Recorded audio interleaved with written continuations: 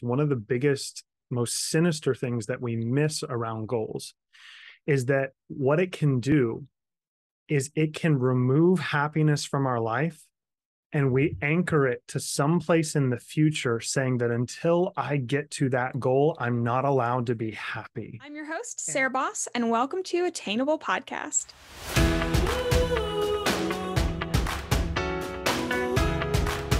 Hi guys, welcome back to the Attainable Podcast, and welcome if you're new here.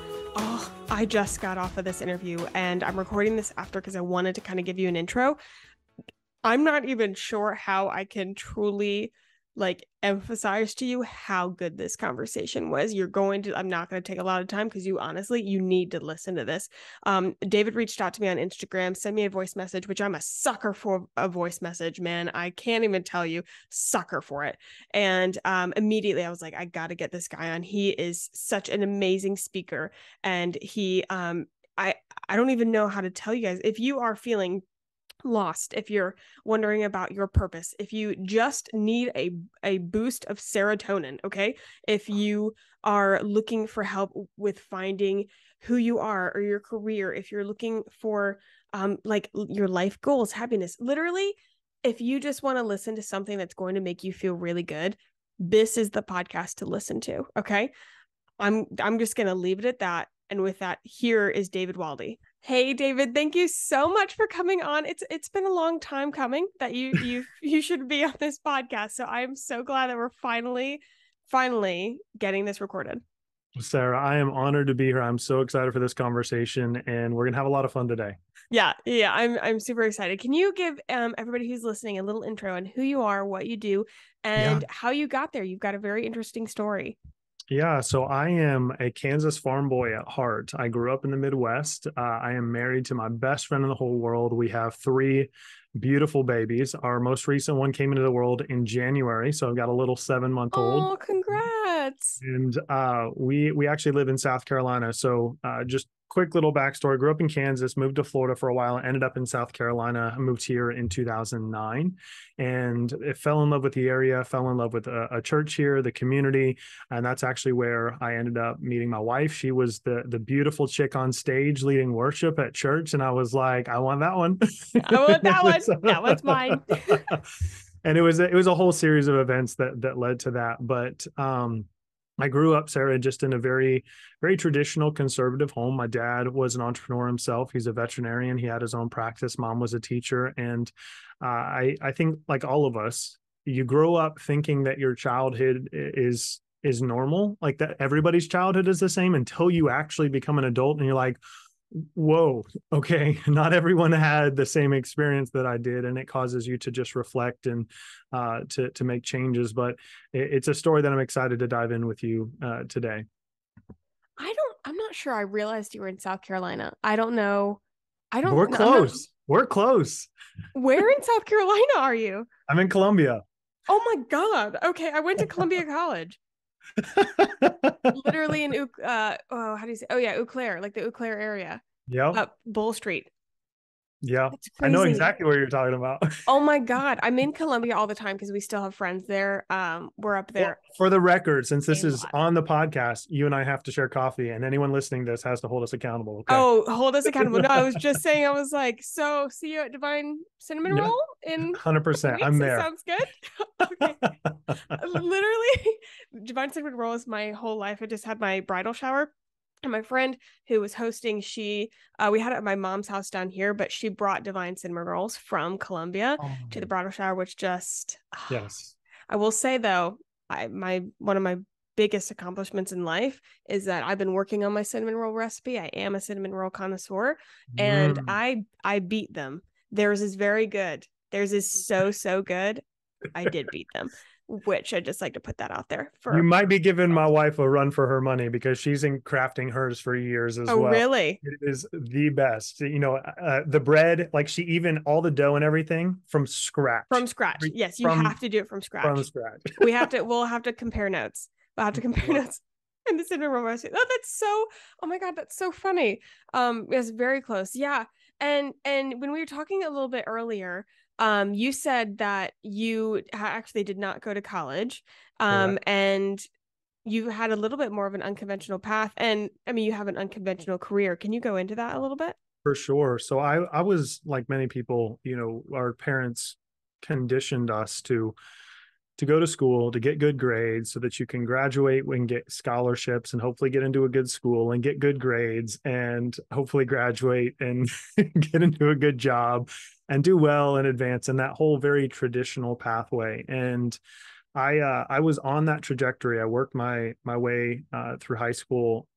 I wasn't the best student, but I was, I did really, really, really well. And so I graduated with a full ride academic scholarship. But my senior year was a little bit different. I actually changed schools my senior year. And basically, outside of a couple classes that I had to do, I decided to do OJT. So I would like get to school in the morning, I'd do a couple classes, and I'd punch out at 10:30 and I'd go do on the job training working. I would just go to work and I would just work the entire day.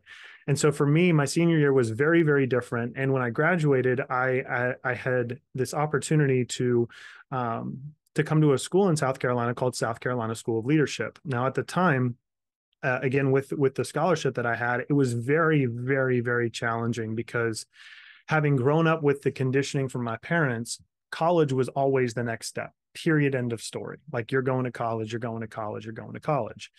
And so for me to step away from that, or even to entertain stepping away from it, was a big deal, because my dad, having an advanced degree, like I said, he's a veterinarian. My mom, master's degree in education, she's a high-level educator.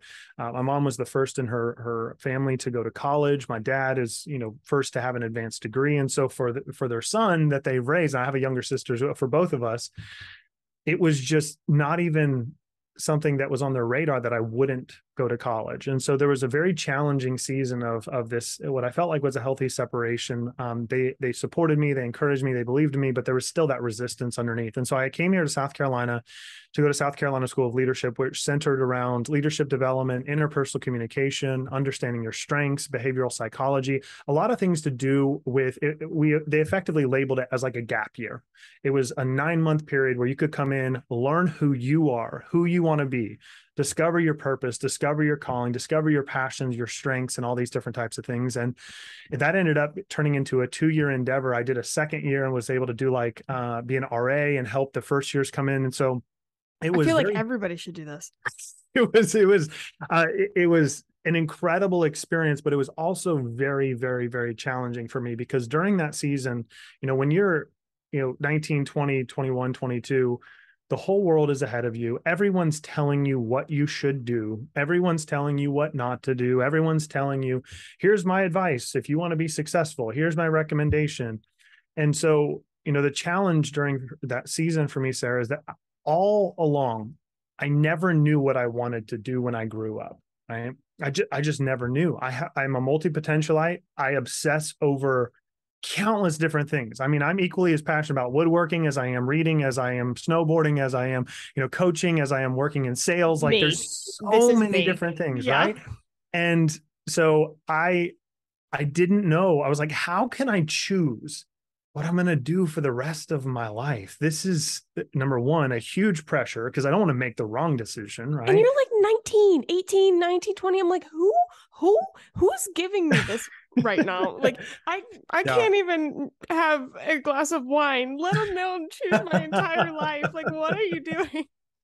And it was so hard though, Sarah, because it seemed like everyone around me, they had this answer to the question that I couldn't answer.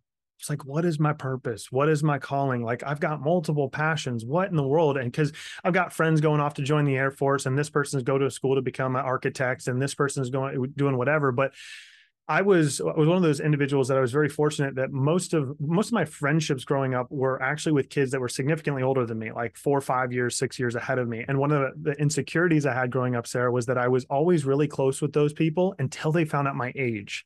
And then once they found out my age, because I was so much younger, it was almost like I became an outcast. And so I always, like, from a young age, I didn't ever want people to know how old I was. But in that, what was interesting is, as I got into high school, I've got a bunch of friends that are graduating college, and they're talking to me and they're like, dude, don't do this. And I'm like, what are you talking about? Like, don't go to college. Like, do not go to college. And that was obviously one voice. And on the other side, I've got my parents like, you got to go to college. And everyone talking about like, if you want to be successful, you got to get a degree, if you want to get a good job and all this stuff. So I had this conflicting bit of information. And so I started kind of digging into it. I started to look at statistics and data. And I started realizing that the overwhelming majority, like 80 to 90+% of people, there was a statistic I read not too long ago, actually, it's just gotten worse as time has gone on. The 80 to 90% of college graduates, number one, they don't end up in the degree field that they studied. So they end up in a job that has nothing to do with their degree. And the only reason they got that job was because they had a degree. Number two, there's a lot of people that graduate with degrees that go in a polar opposite direction. But the reason they do that is not because they're passionate about it, is because they have to take a job to start paying back their student loan debt. Yeah. Because it's like a whole so cycle astronomical that they are forced to go work doing something just to make ends meet and start paying off these student loans. And then there was the like the third segment, which the most recent stat, and don't quote me on this, go do your own research, but the last statistic I saw on this, Sarah, was that it was somewhere between 3 and 7% of college graduates not only graduate with a degree, but end up in their degree field. And then an even smaller percentage of that who end up in their degree field doing what they studied, who like what they do. Yeah. No, it's insane. Like, I mean, I'm one of the large percentage. Like, I have a chemistry degree. That's I'm looking around me right now. That's not being used. I entered that field and said, you know what, this sucks. And that was the result of I chose that when I was like 16, 17. A 16 to 17-year-old deciding what she was going to do with her life, having no idea who she was. Right. And it's hard. So for anyone listening, like if you're in that season today, some of the things that I'm excited for Sarah and I to talk through was just the perspective that I adopted around growth and around expanding myself, learning, testing, trying different things, and really just shifting my mindset about success and redefining success for myself. But I wanted to kind of fast forward through this, Sarah. What ended up happening is that after I went to that internship program for a couple of years, I went straight into the workforce. So and I was working during all this time. So I started work when I was 16, and there was never, since I was 16, I've never not worked. And what were you doing? I've been in sales my entire life. Okay, gotcha. In some form of sales. Yeah. So when I finished that internship program, I actually got my first adult job, adult sales job. And it was interesting because I always had this aversion to anything hourly and anything salary. I never, ever, ever wanted to have a salary, and I never, ever, ever wanted to get paid by the hour. And here's why. When I was probably 12, 13 years old, my dad owned his vet clinic. I'll never forget this. We were supposed to go fishing on like a Saturday, and he had to repave the front of his office. It was like bricks. And so he had made me an offer and said, hey, if you're willing to help me with this, I will pay you. And when I'll never forget this, Sarah, the first thing in the morning, we get there, I see this massive stack of bricks and this load of work that I know is going to take me 8 hours. I'm going to be sweaty and dirty and nasty. And so my dad says, I'll pay you X number of dollars per hour. I'm like, okay, cool. So I get into it, and it's like, it is hot. It's gross. I'm digging all the cracks out of each brick, and I'm lifting it out and trying to fit another one in there, and just because there was tons of cracked brick. And so he comes out a couple hours later, and I've made like no progress, like zero progress. And he was very kind about it, but I'm like, Dad, this job sucks. Like, this is terrible. I don't want to do this. And what I didn't know at the time was that my dad had actually done that on purpose. He was trying to teach me a lesson, not just about hard work, but he was trying to teach me the lesson between getting paid hourly or getting paid salary and what it looks like to make commission or to get paid for your performance. And so he said, buddy, why don't we change the deal here? Instead of me paying you per hour, what if I paid you per brick? I was like, He's like, and as many bricks as you can get done, by the end of the day, by this time, we'll total it up, and I will pay you a commission on each brick that you've laid. So there's something inside of me as this 12, 13-year-old kid, like my brain went bonkers because I did the math. I'm looking at these bricks and I'm like, I could make like $100 or like $150. This is a lot of money versus whatever it was. And I mean, this is this is a long time ago. So he had probably offered me like $5 an hour or something like that to do. And so I'm doing the math and I'm like, oh my gosh, if I could do this and get all this done in it. And so I dive in and I just start crushing through it. And I'm like going. He comes back out a couple hours later and he makes me stop. He's like, you see this stuff over here? I've been rushing. He's like, this is not okay. Like you're going too fast. You're not being intentional in the process. And so I had to go back and was working on things, but I still had in this mind, I was like, the more that I can produce, the more that I get paid. And I fell in love with this idea that if I got paid for performance, it meant that there was no limit to how much money that I could earn, because I didn't realize what my dad was trying to teach me was that in a salary position or an hourly position, you get lazy. And the better you become at your craft, the longer you're at a job, the more you work somewhere, guess what? You become more proficient, more adept. You become more skilled. You can do things exponentially faster and better, but you got to wait 6 months or a year or 2 years before you get your 25-cent bump or whatever it is, right?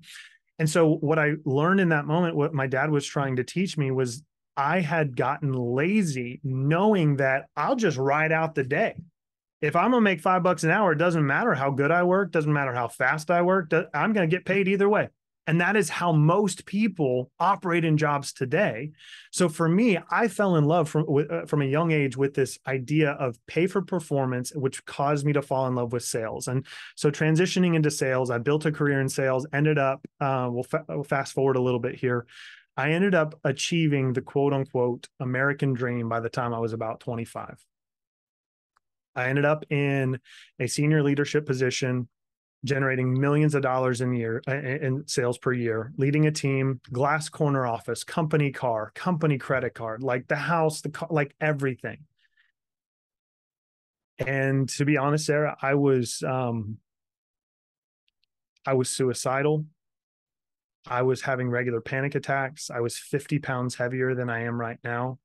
I was working 70, 80 hours a week, very early on into my marriage. My wife and I were about to have a kid and our daughter.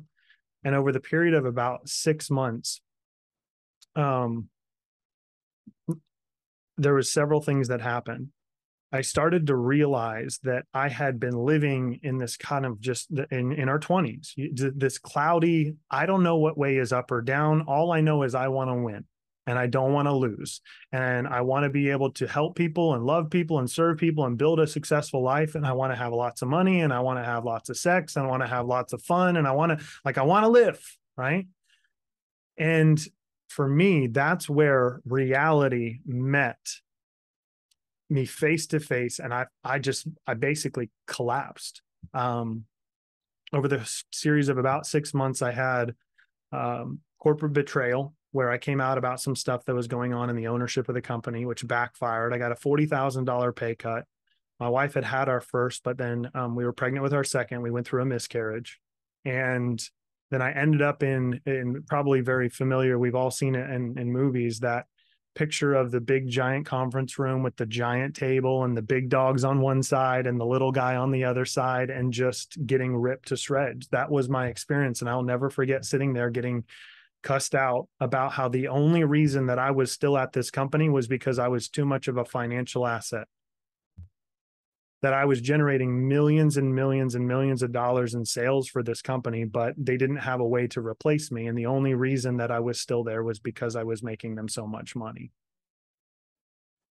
And so that was a very, very real wake-up call of realizing that my heart had always been to serve and to love and to help other people, and especially in sales. I never thought I was good at sales, but the numbers didn't lie. I was a top 1% producer in this $400 million a year business.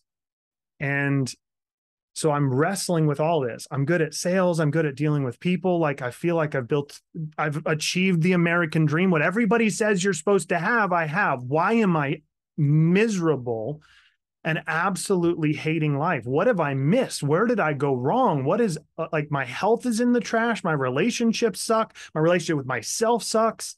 Self-talk, anxiety, everything just through the roof. And it was a fateful meeting that I had with a mentor of mine. During all this time, I still believed in learning and growing and expanding. I listened to podcasts, reading books, working with people that I felt like were more brilliant than me. And one things I want to share, Sarah, that I think was the game changer for me was that I was blessed to have enough awareness to recognize that if I really wanted anything in life, I needed to look at someone that had modeled it and owned it for themselves and were walking in it in full alignment, in full integrity. So if I wanted to have a marriage that was going to last for 75 years, I started to intentionally search out people that had been married for 50 plus years so I could go sit and talk with them and say, what did you do right? And what did you do wrong? If I wanted to be successful in my career, I found people that were passionate and loved their career and were super excited. If I wanted to learn how to be a better parent, I would look at families that were whole units and there wasn't divorce present. And it was like healthy, like the kids loved their parents. And so I started really pouring my heart into this thing called modeling. I was like, I want to find people that I can model. And so I had a mentor of mine in this fateful meeting. It's a little Mediterranean restaurant, sitting there eating shawarma and a whole bunch of other food I can't pronounce. And it's right on Main Street here in Columbia, actually. Might have to take you there. And hold on, which restaurant? I can't remember the name of it. She took me there, but it was just, Okay. It was definitely the We'll whole go. vibe. Yeah, We'll it was go. awesome. And so it's got the glass windows, where you can see traffic driving past. I'm kind of like gazing out, and she stops for a minute, and she, the reason we were there, she had approached me and she said, David, I'm building out this high-level executive coaching program that's worth about $300,000 that I have to have 5 case studies for before I can bring this to my board of directors. Do you want 300 grand in free coaching? I was like, are you kidding me? Please. Yes, I will absolutely take it. And so we were there for one of these meetings, and I'll never forget what she asked me, Sarah. She looked me dead in the face and she was like, David, who do you want to become? Now, that doesn't sound like a life-altering question, but for me in that moment, something broke and shifted because I realized that for my entire life, I had been looking outside of myself and my desires, my dreams, what I wanted, and was trying to find permission to define who I wanted to become. I had never given myself permission to define the man that I wanted to be, the life that I wanted to create, the father I wanted to be, the husband I wanted to be. All I was looking at was like, well, somebody out there tell me what I'm supposed to do.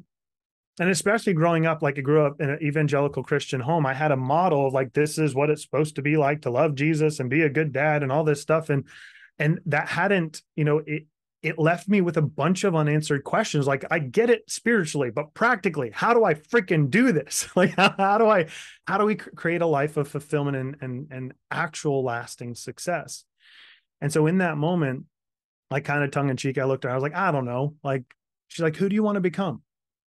Like, pick a person. I was like, I don't know who I want to become. She's like, pick somebody you would want to model. I was like, Jesus. And she said, wrong answer. You can't say Jesus. It's a cop Jesus. out. What a good like, come on, Christian boy answer. Jesus.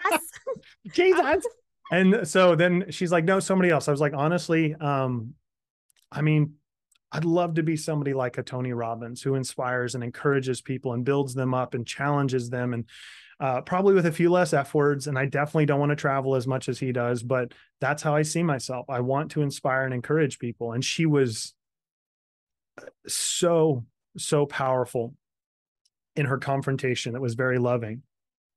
And she's like, how do you expect anyone to follow you if you're not leading yourself? And it was the first moment in my life, Sarah, where I started to actually grab a hold of a vision of the man that I wanted to become, the life that I wanted to create. That's hard. That is extremely hard. Like, when you said that she asked you, who do you want to become? I'm like, oh my God, I literally couldn't imagine 2 years ago, really. Like, you'd asked me that, I probably would have just burst into tears. That was the most terrifying question. Like, that for somebody to ask you to like, hey, like, what do you want your future to be? What do you want to be?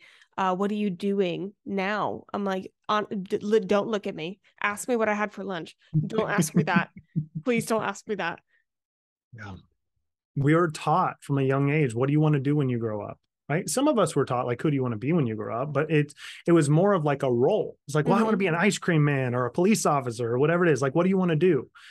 And so for me, the whole who do you want to become? What it did is it unlocked this permission that I had been desperately starving for, looking for, that I didn't realize I just had to give myself permission to define who I wanted to become. And in that process, I started crafting a vision that was very uncomfortable, that I didn't believe, that I thought was a load of hooey, because there's no way I could do that in my life. There's no way that's who I could become. It's not possible for me.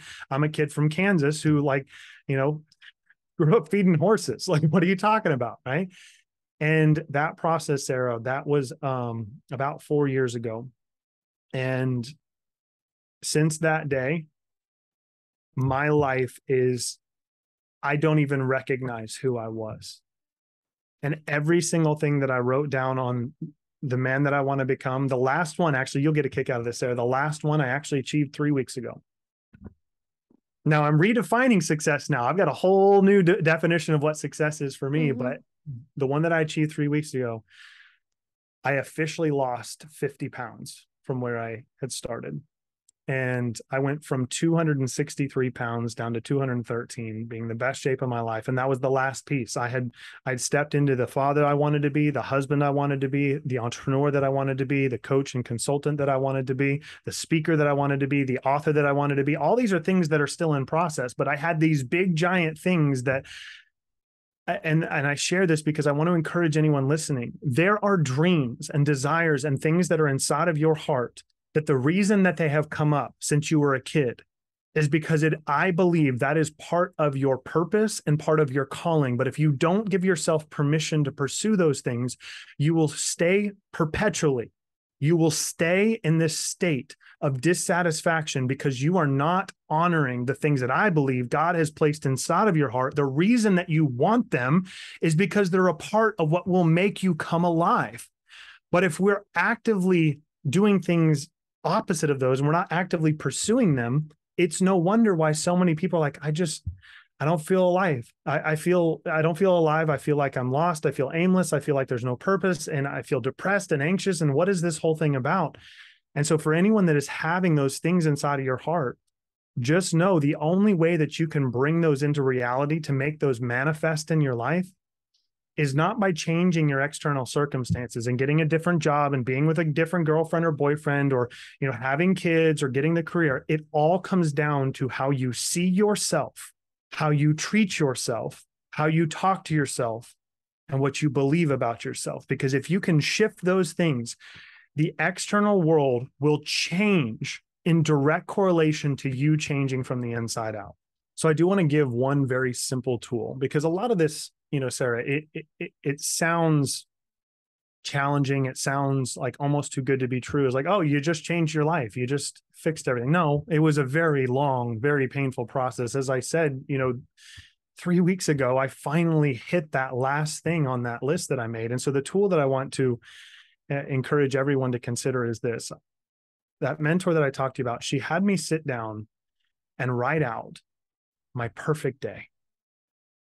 I love this. Have you done this exercise before? Yes, I have. This was the most helpful thing than when everybody said, like, write down what you want to do or write down your goal. Like, what was it? Oh, like when I would watch these like inspirational videos, or I went to a Rachel Hollis conference, which everybody has their own opinion. That could be a whole nother conversation. we could enter a whole nother conversation. This was, God, what year was that? That was, I went to it in 2019, peak Rachel Hollis era. Guys, we are all new people. Anyway, I went to this conference and I remember and it was like, write what you want to be in, or like who you want to be in 10 years, when you be like, all that was horrific to me. I remember I left crying because I was like, I don't know. Like, I have no idea what this is. And then I think it was last year where I was at a retreat with some business friends, and I got asked like, hey, just write your perfect day. And I'm Yeah. like, that I can do. That in my mess of a mind, I can do that.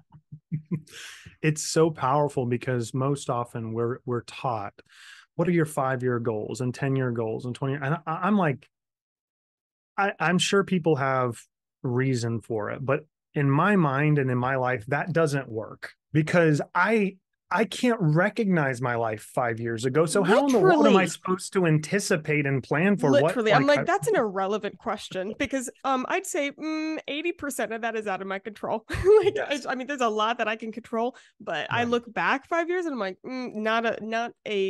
nothing in me could have prepared for now. And here's the tension in this though that's so challenging is a lot of times I think with goals, one of the biggest, most sinister things that we miss around goals is that what it can do is it can remove happiness from our life and we anchor it to some place in the future saying that until I get to that goal, I'm not allowed to be happy. And I'm all for goal setting. Goals are incredibly important. You have to align yourself with, but it's, to me, it's less about the accomplishment of whatever the thing is and more about the type of person you want to be on that timeline. So when we take this simple exercise, what happened for me, it took less than a year for it to become reality, Sarah. But I found the journal entry. So I wrote the journal entry probably 3 or 4 years ago. I found it a, about a year ago when I was just looking through and I started crying. I started weeping because everything that I had written down of what I wanted my perfect day to look like had become a reality. Now I had been working towards it, but I had released it in the sense of I wasn't waiting to get to that point to be happy. Right. And I'll give you a couple of my hit list things is number one, I wanted to wake up and be able to exercise and go to the gym. I wanted to be able to make breakfast with my kids. I wanted to have a couple hours with my kids and my wife. I wanted to have a couple hours where I could work with clients, do content, working in consulting, business, whatever. I wanted to have a break for lunch where I could spend an hour with my family. We make lunch together. We roll around on the floor. We just play. And then I wanted to have a couple hours in the afternoon where I was doing client fulfillment, working with people, group programs, masterminds, whatever. And then I wanted to punch out on like a normal day. But I also wanted the flexibility and freedom that at any given time, the clients that I wanted to be working with, they would be so aligned with me that if I ever told them, hey, I need to reschedule, they wouldn't be hard. They wouldn't be challenging. And I would have the freedom and flexibility to dance in the kitchen at 10 a.m. on a Tuesday with my wife if I wanted to. And that happened. I created that reality because I left the corporate job. I went all in on my dream. I started building out this business that was centered around a philosophy I call fierce empathy. And without going too far into that, because I don't want to go down a whole nother road, but for me, it was this realization that what I carried, particularly around sales and particularly around emotional intelligence, was that I had developed this skill set that mentor of mine that I talked to you about, she challenged me. She's like, David, what you carry and how you approach business and how you approach people and how you approach sales, this is rare. And I don't know why you don't go out on your own and build your own thing and take this goodness and share it with other people instead of just having it in this business. So I went all in on it and I just decided I'm going to go all in on it. And from that point, I ended up becoming, speaking of Tony Robbins a little bit ago, I became a speaker and head trainer for Tony Robbins. I was able to do consulting for one of his businesses. I've worked with thousands of entrepreneurs from across the globe. I now have my hands in some forms of life coaching, high performance coaching, consulting, speaking, writing.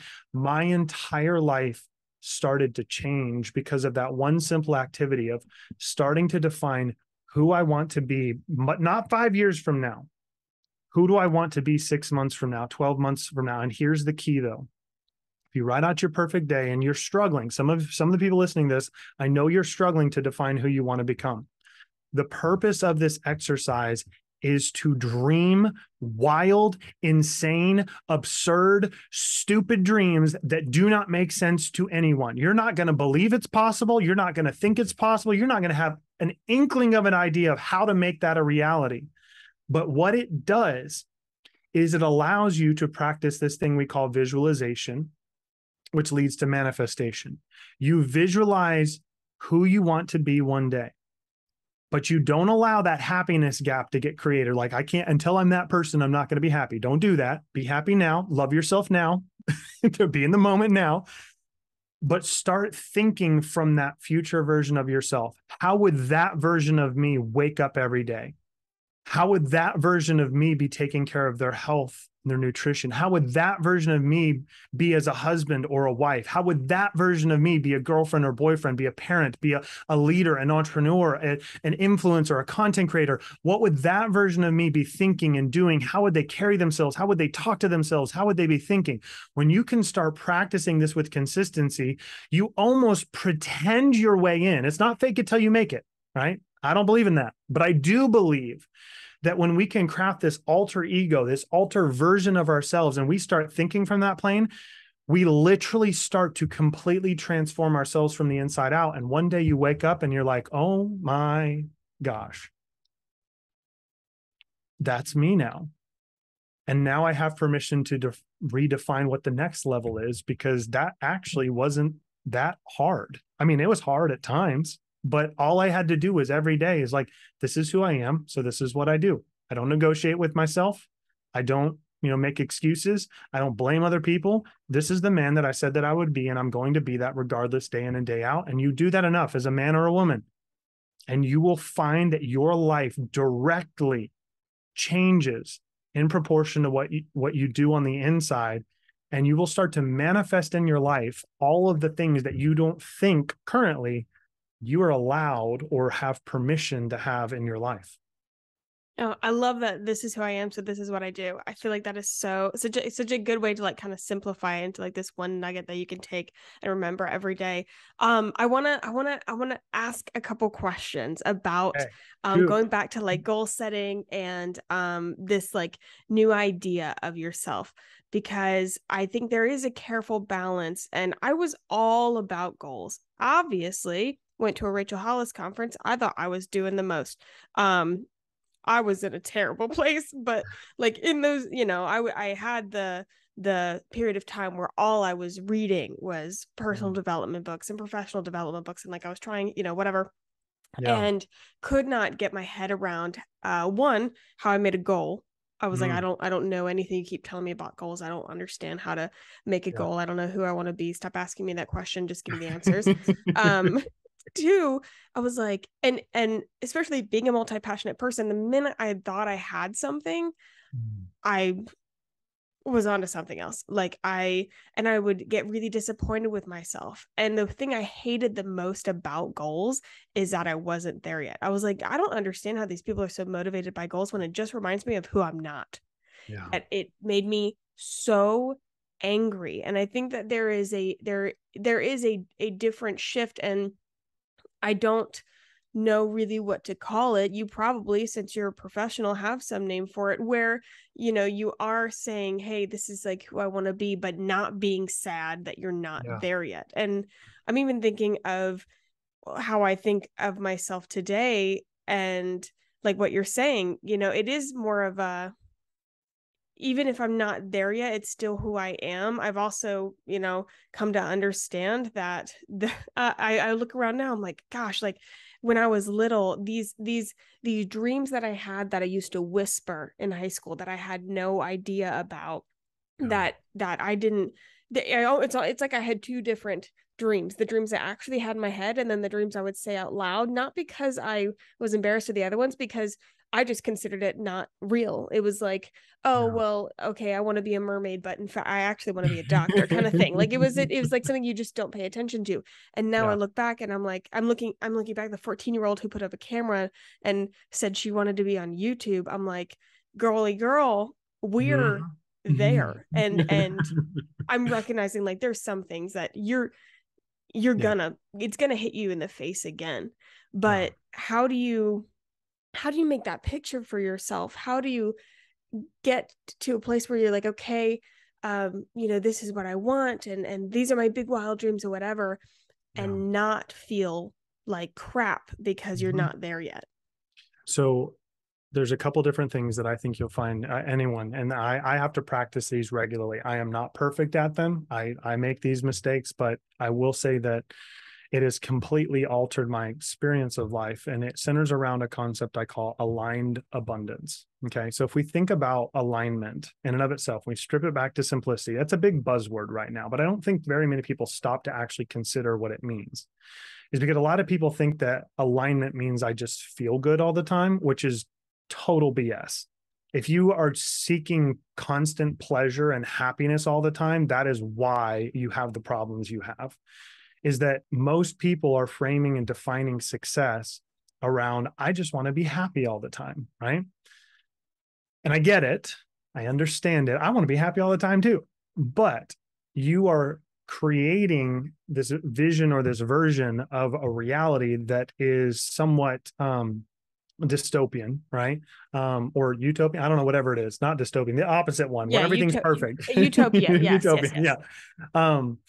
And so the reason I call it aligned abundance is that if you don't know what you're aiming at, you have no way of aligning yourself. If you're looking on a map and you are like, you're saying, I want to get to this place. Here's my goal, whether it's in my health, in my relationships, in my business, in my finances, or whatever. You know, I love the physical side because it's much easier to understand when we talk about like exercise and nutrition, right? So we all have to look at ourselves in the mirror, and some of us like what we see, and some of us, I think most of us, don't like what we see to some degree, right? Whether it's facial features or our body or whatever it is. But the reason that people struggle with the goal setting is because of this concept, not understanding aligned abundance, is that when you come to this place where you recognize that what you see is not who you are, because who you are is actually what you see and hear. So what we see in the mirror, the reflection, all it is skin and bones. Like that's it. But we can objectively step outside of ourselves and assess ourselves and criticize ourselves, which means by extension, there are two things going on here. We have ourselves, which a lot of people refer to as the ego, right? You've got your ego. And then you've got this other part of you that is able to step outside of your ego and to be able to confront yourself, to talk to yourself, to encourage yourself, to build yourself up. There's these two things going on. And so when you start to define, okay, we'll take health, for example, this is a health goal that I have. The mistake most people make is like, well, I'm a fatty right now, so I just feel like crap. Thanks a lot, man. Like, I know that I want to have that type of body, but I don't. So I just feel ashamed. I feel guilty. I feel bad. I feel like frustrated. So no, I'm not freaking motivated to go to the gym. And that's where people make the mistake, is because what you're doing in that process is you are comparing in an unhealthy way instead of aspiring to and being able to simultaneously say, I love myself where I'm at. And I'm frustrated that the outward body that I have does not reflect what's really inside of here.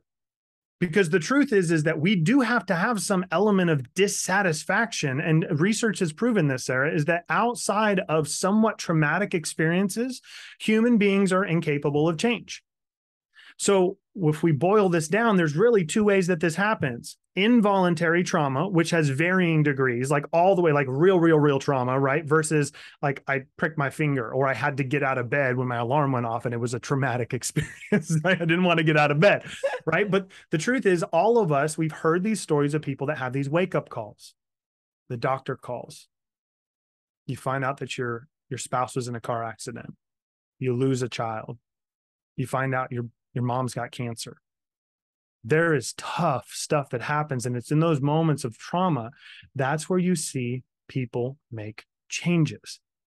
So that's the involuntary kind. But what the research proved is that if we can create voluntary micro trauma in our life, meaning we do the things that are uncomfortable, that we don't feel like we want to do, that are not happy because we're committed to a higher ideal.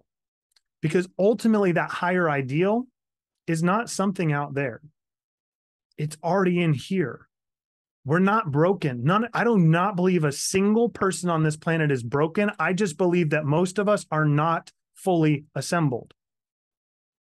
And there are all these components that we brought into our lives that we have to disassemble certain things and reassemble certain things, because there is no handbook for how you as an individual, I mean, you can take certain religious texts and things like that. For me, it would be the Bible. There's certain things, core values I align with, but that doesn't give you a play-by-play of your choices, your day-to-day actions and things like that.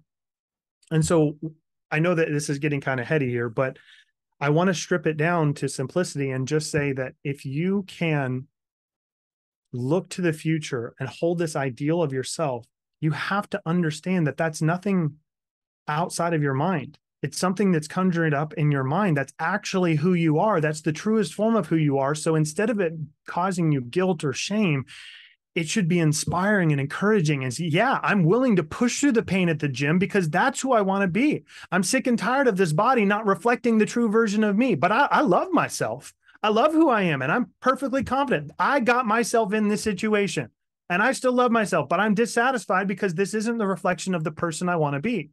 That's where the nuance is, Sarah, that I think so many people miss, is learning how do you love yourself, which comes down to emotional awareness, self-talk. How do you talk to yourself? How do you treat yourself? And then having this higher ideal that is actually the most authentic, truest form and version of who you were created to be. Otherwise, you wouldn't even be able to think that. Yeah. Does that make sense? I know there's a lot. No, it totally makes sense. And I hope you see I'm like taking notes as we're going, just to make sure that I can keep the pieces within my brain. But no, that absolutely makes sense, because it was like a shift in my mind where I was, when I finally got over my issue with like goals and stuff, I realized it was like, okay, it's not, I'm going to be proud when I get here, or like I'm working to get here, and so I suck right now, but don't worry, like I'm on, whatever. It was like, it was a wow, look at where I'm going.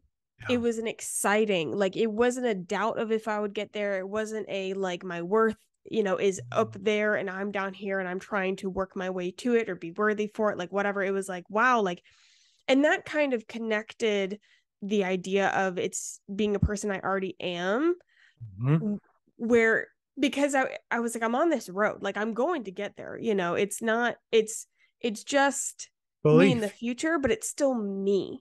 It's still me. And I can be excited about where I'm going. And I wish that is something that I would have had in my mind back then when I graduated, a little bit after I graduated, where even if I wasn't in the job that I wanted, or if I if I was still in the chemistry lab, or I was still like in early stages, because the truth is, like, you're not going to be where quote, like when there's no making it, but you're not going to feel that right after college. It's anybody who says you are is lying, and that's a big disappointment. But what you can feel is on your way. Like you can be really excited about the journey. And honestly, like I think about it I think about it almost in terms of like a sports competition or like championships, like when you're on a sports team, or even if you're in theater or you have some performance, anything where there's like a big thing at the end where you compete or you perform or whatever, and like nobody is pissed off when they're rehearsing, when they're practicing, because they're not at the championship yet. Like no, and when the championship actually happens, when the performance happens, it's almost sad, because you're like, wow, this entire journey's over. Like, look at all the fun I had. Look at all we learned. Like all the weird times, all the times where, I cried backstage, and then we went back and we laughed and it was great. And like, I realized, I was like, that's the fun part is not the performance. The fun part is not the championship or when you get there. The fun part is when you're working your way up. Like that's the bar. And when you're stuck in this place where you're so focused ahead that you're not recognizing like the beauty of where you are now, you completely miss a whole piece of your life. You do. And it's interesting because I mean, we're wired to chase dopamine, and that's really all those mountaintop experiences are. Someone wins a gold medal, dopamine, and it lasts for a little while and you feel great. You hit a financial landmark, or you finally, marriage, right? You're going to get married and it's going to be incredible and you're going to love it. And that's why they say that then the honeymoon phase wears off, and you have to work at these things with consistency, and you have to have a higher ideal, because especially if you're wanting to create something that is lasting, that is a blessing to other people, that's a blessing in your life, like these things all require intentionality. But where I think everything that you just said, Sarah, is spot on, because the reason so many people feel dissatisfied with life is because of there's underdevelopment around emotional intelligence is what I see most often, is that most people aren't emotionally aware, or what they're doing is in their heads. They're living in a future that doesn't exist. They're living in the past that no longer exists. So in the past, you have people, the reason that they feel so dissatisfied and frustrated with life and not filled with passion and excitement and motivation and are feeling inspired, is because they are reliving moments from their past, and there's guilt and shame and regret and all these questions. And so they're drawing emotion from time that does not exist into their present reality, making their present reality tense. It's present tense, present tension. The same thing happens though for the future, is that if we don't know how to emotionally regulate and to challenge these stories, this is the bulk of the work that I do, Sarah, is helping people learn how to craft different stories in their head to anchor them into the present moment. Because if we can anchor into the present moment, we actually have access to like 98% of the stuff we want, or we think we want, that we're going to get if we achieve X, Y, and Z. Peace, contentment, joy. These things that we really desperately crave, intimacy in our relationships, right? A great relationship with ourselves, the ability to look at ourselves in the mirror and be like, what up, best friend, right? So many people don't have that because, again, they're either living in the past or they're living in the future, and it's worry, it's anxiety, it's fear of the unknown. And these stories, they tell them like, well, what if this happens? And what if that happens? And what if the economy? And what if COVID? And what if Ukraine? And what if all the stuff? And so either side, people are living in the past or they're living in the future, and they're drawing emotion from time that does not exist into their present reality because of stories that we tell ourselves. So we never actually feel like we can enjoy anything. And the reason is because of self-sabotage. You can't enjoy anything because you're not even in the present moment. So you miss all of what makes life beautiful because we don't understand how to regulate our emotions and to challenge these stories that we tell ourselves about who we are, about who other people are, about what's possible, about potential, all these different types of things. And so that would be any encouragement, because that's what I have to do every single day. Because we all deal with worry and fear and doubt and questions and guilt and shame and regret. But there's a difference in feeling those things for a moment and asking, okay, what can I learn here? What's useful? What's not useful? Is this true? Who would I be without this thought? Like how would I show up if I didn't believe this to be true? If we can start to practice those things, we actually take a step back and we're like,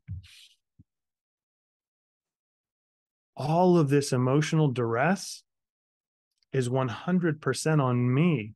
Mm-hmm. And it actually has nothing to do with my circumstances or anyone else around me. Which is a relief. When I figured that out, it's a relief. Oh yeah, relief but terrifying. But I was like, okay, at least I know, like, if it's me, I can change it. Like, if it's me, I have that control. If it, like, nothing around me is on fire, therefore, like, I just have to work on me. I was like, at least there's like a focus there. When you were talking about like taking emotion from the past for the present, it reminds me of when my mom would say, don't borrow trouble. Don't borrow trouble. I'd be like, what if this? Like, oh, I don't know. Like, what if this could happen? She's like, don't borrow trouble. Don't borrow trouble. And I'm like, that's such a simple saying, but it's so. I'm gonna steal that. True. That's so good. I love that. Literally, I think it's a very Southern thing to say too. Like, don't borrow trouble, and don't borrow trouble. Don't borrow trouble from your past. Don't borrow trouble from your future. Like, there's stuff going on right in front of you. You know, just if you like, is anything you're talking about, is anything that you're worried about something that is on fire right now? If you can look around, is there a current situation that is blowing up? That no, it is all in your, okay. If it's all in your head, great. Then let's maybe set that down for a second. I'm like mind blown by everything you're saying. And I'm like, we are going to have a part 2. I hope you're okay with that. I'm down. No way that we can. I'm looking at the time. I'm like, we could go on. I'm not kidding, for another 2 hours, like 100%. And there's so much more that I think you have to share. There's so much more I want to ask. But do you have any, since you've dropped all these beautiful inspirational bombs on our brains and we are currently exploding on the floor, anything that you want to just hit us with for an ending? Yeah. Any words, especially with uh a lot of, not everybody, but a lot of my audience, think anybody can relate to this, are in this time or know and have been in this time where it's, so you were saying, like in your 20s where everything's cloudy, you don't know what way is up, what way is down, like that moment in time. Any advice for that person, especially, like my curiosity is there a point in trying to find the direction? Is there a point in trying to grab hold of something or get stable or anything like that when you're about between the age of 18 and 25 or something along those lines? Because I'm looking back, and if I were to go back in time, I would have told little Sarah, hey, let Yeah. go. Like literally, don't even try to be stable. Don't even try, Yeah. because it's not worth it. You're going to cause yourself so much heartache. But that might be me being cynical. I don't know. No, I think that, so there's several recommendations that I'd make for anyone in that season. Is that depending on your upbringing, you're probably, everyone listening, you're probably either a saver or a spender, right? That's pretty universal. You're like typically one or the other. Very few people are really well regulated on finding that balance between the two. And the best piece of advice that I could give to anyone in that 18 to 25, 26 range is try and test as many things as you can possibly handle during this season of life. You've probably heard it 1,000 times before, but life does not get easier. It gets more complex. It gets more challenging. And I think the reason that I've been able to see the success in my life that I have is because during those years, all that I was focused on was learning, growing, and expanding. I wanted to learn from people smarter than me. I just would obsessively read. I would listen to podcasts. I would go to conferences. I would try and find mentors and coaches and models and people that, and even if they, I truly believe if you are in that 18 to 25 range, the best thing you can do for yourself is to invest in yourself in some capacity. Like just read 30 minutes a day. By the time that you are 28, 30 years old, you will be light years ahead of everyone else that is just, instead of reading 30 minutes a day, they scrolled on social media for 30 minutes a day. And that's the thing, is you have to take this long and short view of life. The reality is we could die tomorrow, but the other reality is you could live for another 100 years or more, depending on, right? Depending on technology and how all that goes. But so it's this both and. It's, you need to be saving and planning for the future, even if it's, and I know people don't take this seriously, even if you're saving like $10 a month or 20 No, bucks a month. literally, Like actually. Yeah. that's not an exaggeration. Like literally just put that into a bank account you can't even see. You have no idea what that's going to mean to you 10 years from now. And so it's planning for the future a little bit and being a good steward with your financial resource, but also giving yourself permission to enjoy some things along the way. Where I think people get in trouble is when they overdo it on one side or the other. They never have any fun because they're just terrified of the future and they're just save and hoard all their money and they never live. Or you have people that are out there that they have no concern for the future and they just make and spend and make and spend and make and spend. So it's finding that balance for yourself, but investing in yourself by reading, trying new things, do crazy experiences. Like, if you can internship at this random, like if something piques your interest, understand that following that road is something that is going to be immeasurably useful to you, but you have to have the right mindset. If you have the mindset, I'm going into this and this better work out, you're going to be perpetually disappointed. Mm-hmm. What you have to do is say, I'm going into this open-ended, not knowing what's going to happen, but this is like for us, multi-passionate, multi-potentialite. I'm going to go down this road. And guess what? 9 times out of 10, you're going to hit a dead end, or you're going to be like, meh, this isn't for me. Where people go awry and mess things up is instead of appreciating the fact that they indulged this thing and pursued it to find out that it was a dead end, There's so much freedom in that, because you will otherwise have spent the rest of your life being like, well, what if I would have tried that one thing? What if I Yeah. would have done that? What if I But would it's have still taken that? productive. Yeah, it's still productive, because you're going to learn new things and all soft skills, and how we interact with people and what your passions are. And I can't tell you time and time and time and time again, I've headed down a path that there was a crook in the road, and I took that crook and I ended up on a path I didn't even know existed there. And then you wake up and you're like, oh my gosh, there's no way I could have planned this happening. And the other thing I would say is this: stop looking at situations in your life as good or bad. Stop, period. End of story, full stop. Stop it. Your parents getting divorced, stop saying that's good or bad. You not getting the job, stop saying that's good or bad. We make up so much meaning about these things that draws that emotion, that emotional tension into our lives, because the reality is we all have situations where we can look back and we can see what we thought was a really good situation turned out to be a load of crap. Mm-hmm. We also have had those situations that we thought were really bad in the moment that led to more good than we could have ever possibly imagined. And so instead of labeling these things as good or bad in our lives, start asking the question, what can I learn from this? What is useful about this? And what is not useful about this? Eliminate that binary polarity of good and bad in situations and circumstances. You will bring so much peace and joy into your life. You will enjoy life so much more. And if you always ask that question, what is there to learn right here? What's life teaching me? What's useful about this situation? What's useful about my parents' divorce? What's useful about me not getting, what's not useful about my parents' divorce? What's not you?